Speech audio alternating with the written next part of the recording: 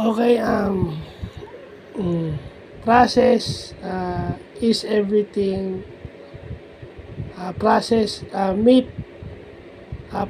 meet policy. Okay, yun. Bulol tayo.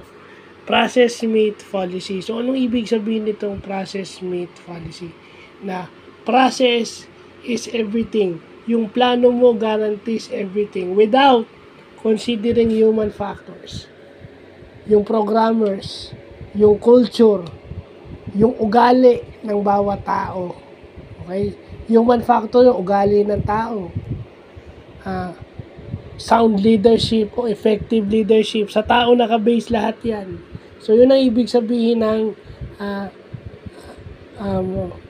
process meet policy sa project management. Na magandang mapag-aralan, magandang matutunan na lahat nakabase sa humans. Because yung documentation error, it's all based on humans. Kasi ang tinitingnan nyo lang, yung programming part lang na nakabase sa humans, yung documentation. Hindi nyo tinitingnan. Mas nauna pa yung prototype kaysa dun sa document, kahit na yung document may kulang. Hindi naglalagay ng page kahit na sabihin mong ano lang, for initial presentation lang. Wala. Basta banat ng banat.